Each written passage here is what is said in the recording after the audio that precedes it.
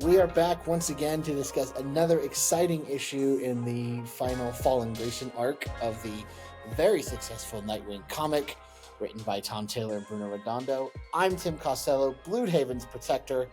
Here once again to discuss with me this issue is my good friend and yours, Vactor. How are you doing today, my friend? I'm doing excellent. I can't wait to talk about Star Trek. No, Nightwing. Yeah. That's another podcast. Um, but before we dive into this month's Nightwing issue, we have some not one but two big news items in DC Comics. We'll start with the first one, um, and starting in October, but they're starting a new initiative. It's called DC All In. But before we dive into what this means for Bloodhaven's finest, Vector, what are your initial thoughts about DC All In? This is, I think, the initiatives that they do always get me excited. No matter what the storyline is, no matter what is going on at the time, it's always kind of revitalizing and refreshing for me.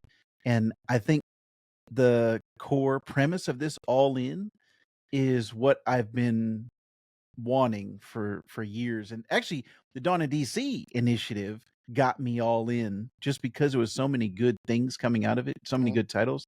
So this one, it feels like it's a little bit of a retread in that, hey, it's a fresh start. You can jump in on it. I was already all in. So this is kind of like I'm I'm already there. Just let me in. I'm already at the front door. Just let Sure. me in. Yeah, just open the door. Yeah.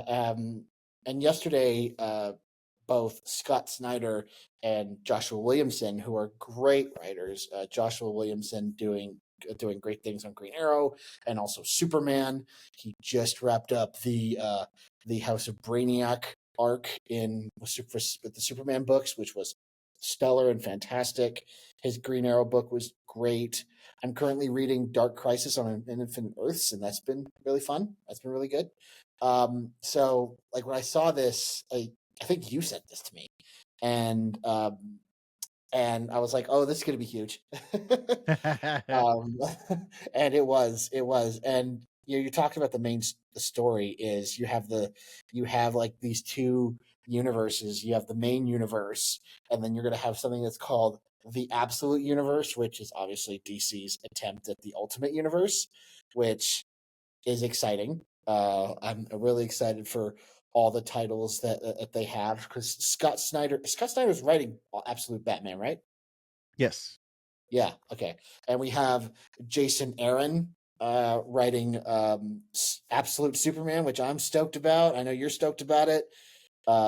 His he's one of those writers where I've never been disappointed by anything he's written.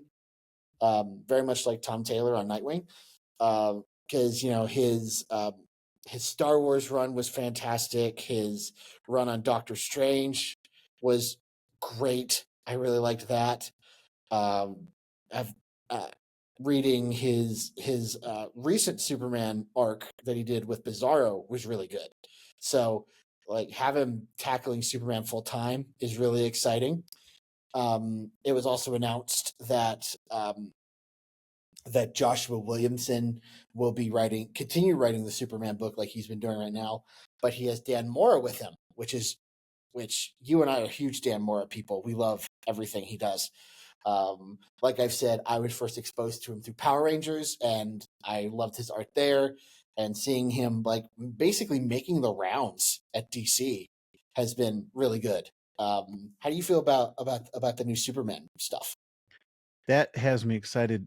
Um, Anytime you have superstar creators on Superman, it's always perked my interest up. Even if I don't know what the story is going to be, if I know the talent and they come with a great pedigree, I'm always excited. So this is what I want for sure. I've been a huge Jason Aaron fan, huge Dan Mora fan, as you mentioned. So just combining the talents, all these people involved has me excited. I'm all in. Yeah, we're definitely all in. It does worry me a little bit because Dan Mora has been been really heavy on Batman Superman's World's Finest. So it makes me wonder what's going to be happening to that book. Is that book going to be out the door like Nightwing is right now?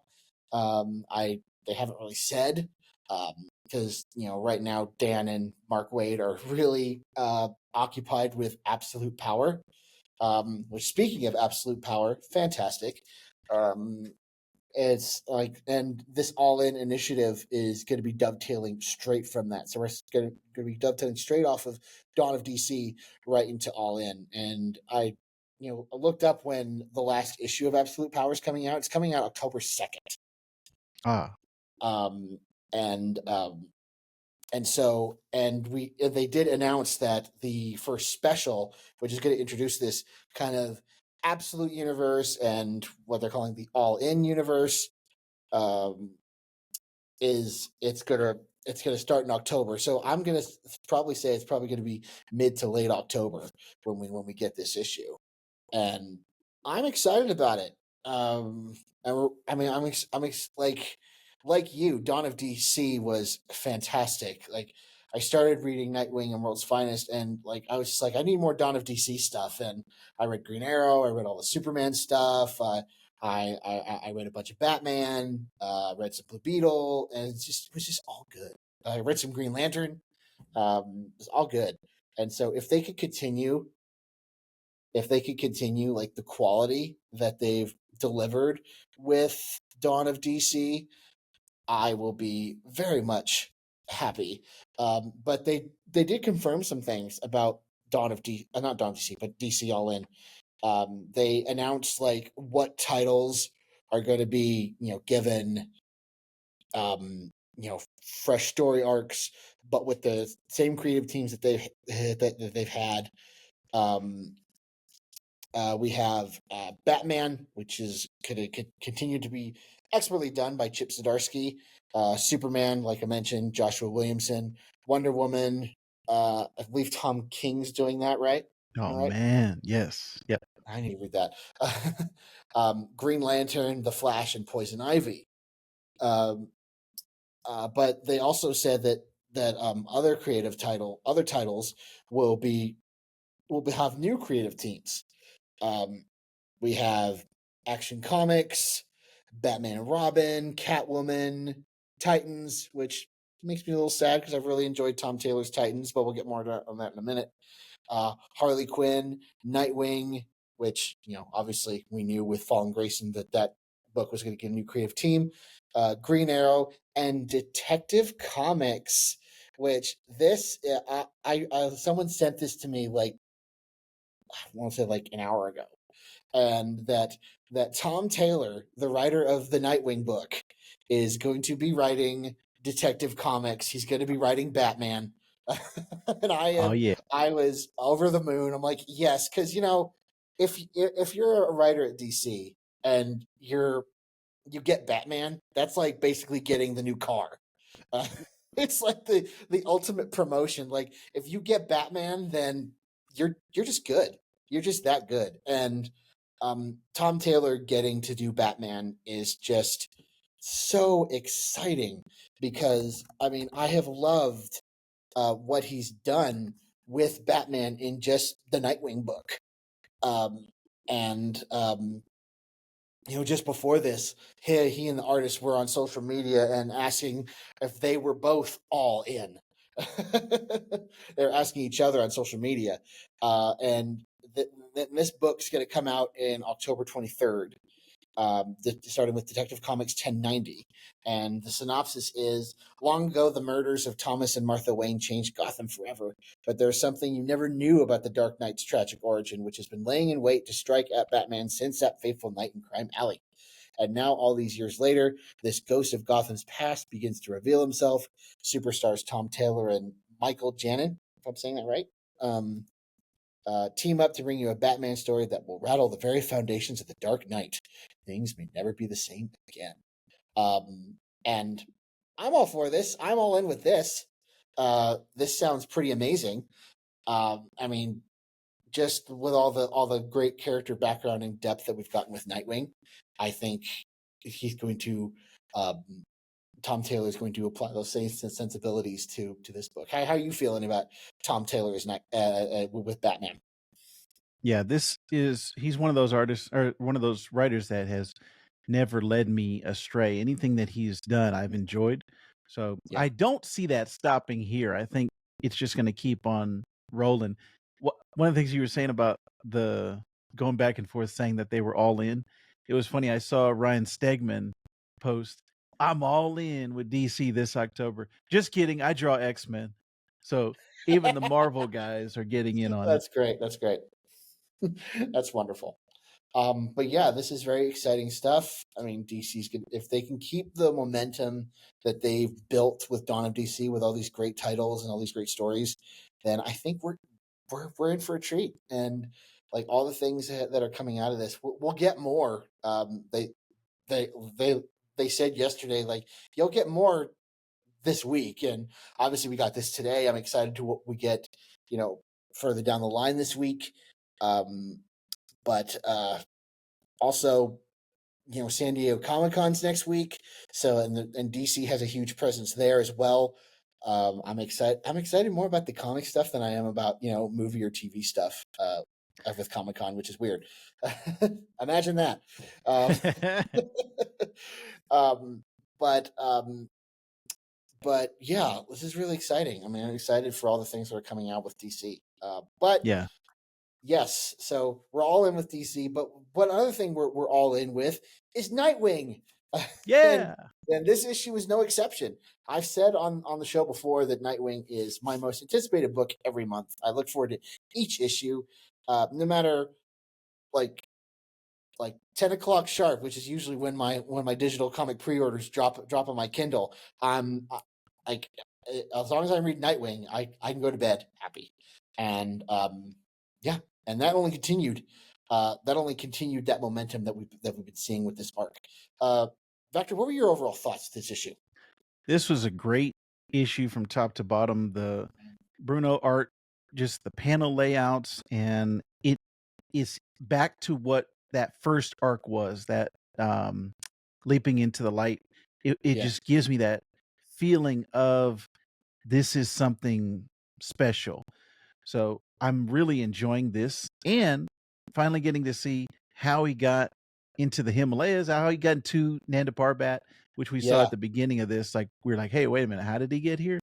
All of those things are hitting on all the cylinders. So I love this issue. This was fantastic. I can't wait to see how it wraps up. I know. I'm excited.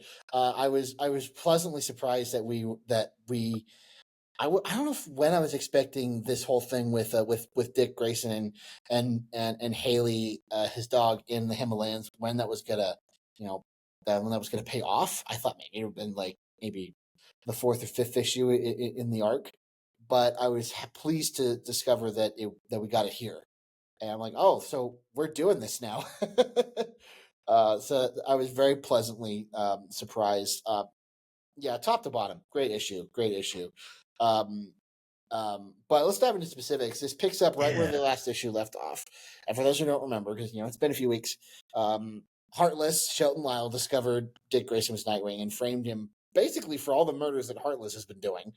And this issue picks up immediately after that, and Commissioner Maggie Sawyer is fielding all these questions from the press, and basically like if you didn't know that Dick Grayson was Nightwing, you could kind of see where if that Dick Grayson could be Heartless because everything just like, oh, this happened, and then this happened, and then this happened, and then this happened, and this also like because like ever since this arc started, I've been rereading like an issue of Nightwing a day, uh, leading up to the end.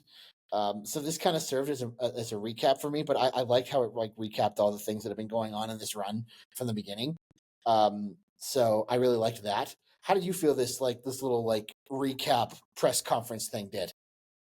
Yeah, it's all of those situations. It's funny how that you could definitely see as a person of Gotham or a person of Bloodhaven would think, "Hey, that seems a little fishy." All of these coincidences, but I couldn't help but feel while I was reading it, like I get it. Like I understand Right, the right. idea, That's and it how I just felt kept on too. going a little bit. So I actually skipped over these 2 pages. I was like, "All right, I get it. Let me go on to Right, the right, next right, one." right, right. Yeah. But Um, it's still funny, like you said, to point out, "Hey, these are very similar." There's these it could you could easily make that connection between those 2. yeah, exactly. I definitely felt the same way. I was like, okay, I get it, I get it. And I wondered if it played differently because I like I said, I've been rereading the issues, lately. So all these incidents that they mentioned were very fresh in my head. And so, like, if I hadn't done that, maybe this recap would have been better, but maybe not in your case because um, because yeah, it definitely like all right, we understand that this there's this similarities between Dick Grayson, Heartless, and Nightwing and stuff. And so and one thing I really loved about this issue, and really hit home, is how much everyone in this book, from the Commissioner to the Titans to the Bat family, is 100% behind Dick Grayson all the way. Yes. um, and we've talked about, in our last episode where we talked about the first 2 issues of the arc of Fallen Grayson, about how Dick Grayson has matured and grown into a leader. And like you can take charge and like say, hey, do this, do that, and be a leader. But the real strength of your leadership um, depends on how behind your leadership that everyone around you is. Mm. And the fact that everyone from Barbara to the Titans to Beast Boy to Cyborg to Batman, freaking Batman was 100% behind Dick Grayson in whatever he wanted to do, and whatever he needed, they were right there. And I For a just love split that. second, I was like, "Are they gonna reveal their identities?" And I then thought for a second, for 2 seconds, I thought maybe they were going to do it, and because it's the last few issues, let's just throw it on the table.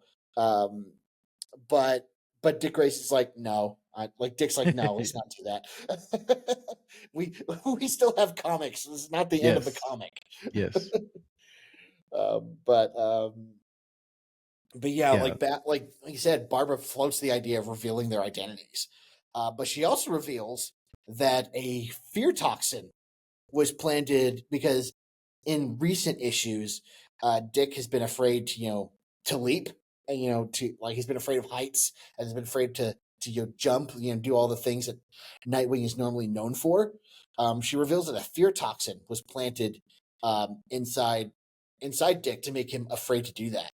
And um, so that was a very interesting reveal. How did you feel about this reveal that there was actually like the things that has been make Dick Grayson hesitant the past issues was actually a fear toxin? Yeah, I thought that was interesting to have a physical thing, and then it turned into a mental thing because they said, "Hey, there's not enough left to actually cause this reaction." So now it's just your mental state and your psychology. So I thought that was interesting that it started out as a physical thing and then turned into a mental hurdle. Um, Definitely didn't think that was gonna be the case. I thought it was all mental, That's but what I thought to too. have Yeah. that, yeah, physical thing, that was interesting. I like that little twist that Tom threw in there. Yeah, yeah, I did as well. And this actually, and he says that he's going to meet with somebody that's going to help him out. And this actually leads us right as we're progressing along the issue to where we like basically began this arc with Dick and Haley in the mountains. Thanks to the lovely pirates that you and I love so much in this comic. Um, uh, did this using the like his friend B and the whole, did that make the pirate arc worth it for you, or are you still like, nah, it's fine? When I saw that, I was like, "Oh, it's cool that they tied in to previous storylines and previous Tom Taylor run, in this arc here." But I didn't say, "This retroactively makes me enjoy that." pirate stuff more. I was like, nah, Yeah, it's cool that they tied it in, but I'm not loving, if he hadn't tied it in, I would have been like, oh, he's on a ship and he's going over to, him. I did like that he had to avoid the cameras in the airport, and that's something that we wouldn't have gotten 10, 20 years ago, right? Like, it's a current thing, a modern take on surveillance and a lot of stuff that's currently with modern technology. So it made sense that he's on a boat, and okay, now who else is on a boat? Oh yeah, pirates are on a boat. So yeah, that's yeah. fine.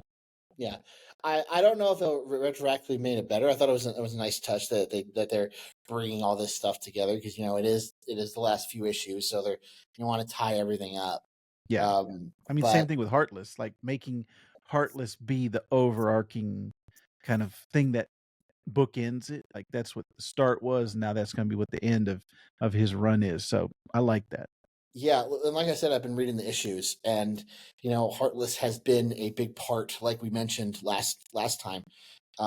He's been a big part of the story up until this point, and it's been very much a slow burn. And to to see him taking center stage as the big villain of this entire story, um, it's been very satisfying. But we flash back again to young Dick, after he fell, um, and he meets Dead Man. Um, how did you feel the inclusion of Dead Man into the story? Was it something you were expecting? Don't I was just because he's on the cover, but when I Right, saw the right, cover, I was like, "Wait a minute. What? What does he yeah, have to do with it?" It's interesting because he's got like a acrobat, he has a tie to Dick Grayson and they have hmm some similarities between them. So yeah, I'm interested to see where that goes and why exactly is he consulting with Deadman. But I loved the introduction and him talking about the tropes, like, "Oh, you're supposed to be You're supposed to tired do and this. exhausted." Yeah, yeah. That It's almost playing off of because it's Nanda Parbat. It's almost playing off of Batman Begins. It's 100%. very similar to that, or Doctor Yep. Strange. Like you're supposed to, Yes. like the Yes. tropes say you're supposed to do this. Why aren't you doing this? And he's Right. like, sorry. That was great. That was a great Tom Taylor moment right there. Yeah, it's that kind of humor that makes his comics so very unique. Yes. Um, and you pointed out something to me that I forgot about. Dick Grayson's shirt that he's wearing in the flashback. Yes. Yes. The Gray Ghost, which I normally don't have, like, or I should say, before Batman the Animated Series, I didn't have any ties to the Gray Ghost. It wasn't something that was on my radar. But the Gray Ghost actor being named Trent has forever endeared that to me. So now I'm like, every time I see a Gray Ghost, anything, I'm like, hey, it's Trent. And he was voiced by Adam West in the Yeah, animated series. yeah. But yeah, Simon Trent was his name. And so that it always, when just visually, when I see the Gray Ghost, I'm like, hey, my name. Yeah. Um, yeah, and we've talked about this before, how like what it like because what I love about Tom Taylor's books, his DC books as of late, is he will like the characters could be wearing anything. Like they could be wearing, just like a random shirt. Because normally in comics they just wear like regular clothes and not like Right.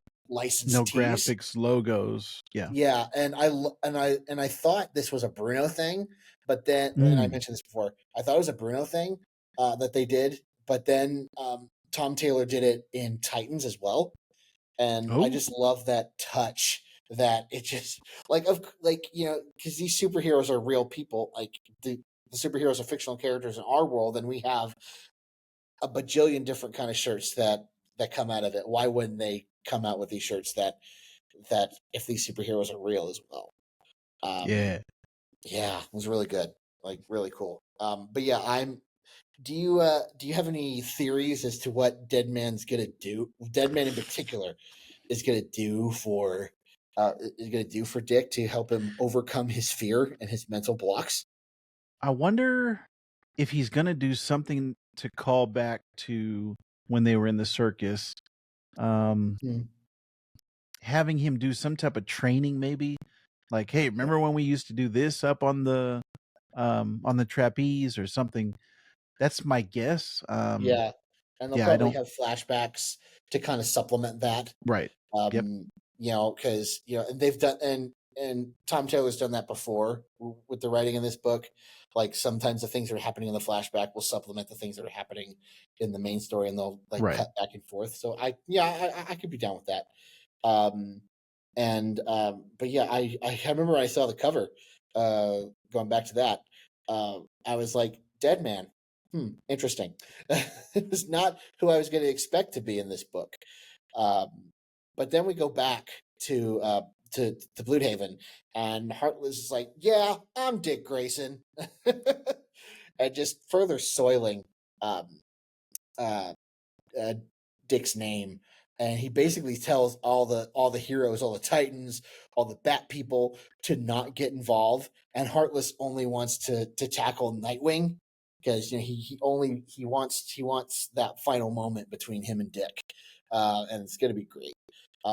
But obviously, Nightwing's not in town, so and I loved this moment. This a moment that ended the issue. Um, and Batman, Bruce Wayne, puts on the Nightwing costume because, as he says, Bloodhaven needs Nightwing, and it was such a powerful moment. Uh, it just because like he would do the same thing for me. He has calling back to when Dick Grayson became Batman, and one thing I've loved about the this Nightwing book in particular is how it is just calling back to everything about this character. Every little detail, like no stone is left unturned with this character, and it just shows you how much Tom loves Dick Grayson and Nightwing. And it's what I've it just leaps off the page. Like yeah, they could have done this because Bruce is being a nice guy, because Dick is like basically the closest thing he has to a son. But the fact that they call back to this thing where Dick had become Batman, in Grant Morrison's run on Batman was really powerful. You texted me this morning. You had a very interesting reaction to like aside from a reaction to Bruce putting on the costume in front of Barbara. When I when I originally saw it, I said, "Oh yeah, that's cool." But then I reread it again because, like, just like you, I'm sure anytime there's like a amazing moment in a comic, I reread it. Uh-huh. So when I reread it, I was like, "Wait a minute, he changed in front of Barbara." Like it wasn't like because I was thinking like, did he have it on underneath his bat suit? And then I went and looked back and I was like, wait a minute, he fully undressed and then he put on the Nightwing costume. So Barbara saw him in his bat underoos. So And that what do those look like? he's he must have the bat symbol on them somewhere. There's got to be. Right. I mean, But yeah, if it's Tom and Bruno, it's gonna have it. yes, What we yes. talked So, about because there was an issue. I don't remember which one, but Dick Grayson had pajamas and he had Batman pajamas. Um, yeah, but I really liked the other thing you sent me today about what um about how tight the Nightwing outfit would have been on Bruce. Um, that that was funny. Yeah, it and was so funny. the funny and what made it even funnier, number 1, that was a funny illustration that I sent you, but Yeah, the fact that Bruno responded to it, that's what made it even more like he was like, "Yeah, that's what I was going for." It was meant to look like you cut to the back of Bruce and he's bulging out, like, it's not a perfect fit because it's fit for Dick. So, right. that made me laugh when I saw that. Yeah, it was funny. But yeah, it's a great moment to cap off the issue, and to hold us over until we get to the next one. And I'm excited. As we get closer to the end, I get excited because all these issues are so good. Like I love each one of them. Like, give me the next one. But as we get to each issue, it's closer to the end, and then I get sad. I'm pretty confident these last 2 issues are gonna be great, and so, Mhm. therefore, this entire run is great, with the exception of the pirate arc. Besides that, 5 out of 5. This whole run of Tom Taylor is gonna be one of my all-time favorites. Yeah, and what I've loved about it, apart from everything, um, um, is just like how it's put Dick Grayson and Nightwing kind of on the map for readers. Is because our friend Shaw, who's monstrously behind on Nightwing, calling you out, Shaw. Read it. Uh, um, and he said that like I never would have been interested in a Nightwing book before this, and I feel the same way. I mean, I like Nightwing. I like Dick Grayson. He's a great Robin. And um, and but this run has really like escalated him. Um, like we know there's going to be a new creative team. Like I almost don't want to read it, but I'm also curious as to what they're going to do with the character. What what a new writer is going to do. It just depends, like you said, on the talent, on the writer, and on the artist and what they do. But I'll be darned if they could top this. I mean, Yeah, it's just been it's gonna fantastic. be very difficult, but I'm looking forward to see who steps up to the plate next. Yeah, yeah. So we loved this issue, but what did you think of this issue? Did you think that Nightwing's costume was too tight for Bruce Wayne? Would we have seen his undies? Let us know what you thought. Let us know what you think of how this issue kind of caught us up to speed with everything we've seen so far. Just leave it in the comments. Write it down. Put it down there. And what are you excited about in the next couple issues?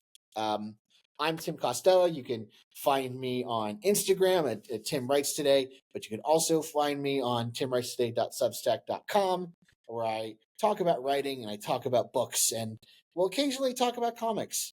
You never know. But Vactor, where can people find you on the internet?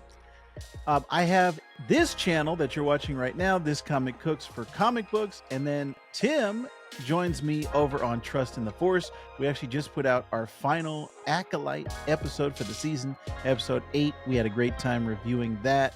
And then I have another YouTube channel, if you can believe it, which is just called Vactorverse. And that's just kind of a hodgepodge of everything that I'm doing. So all of those places and most social media, you can find me at Vactorverse. Yeah, and yeah, we talked about the Acolyte over on Trust in the Force, and that was a great time. That was fun. But until next time, we'll see you leaping into light with Nightwing.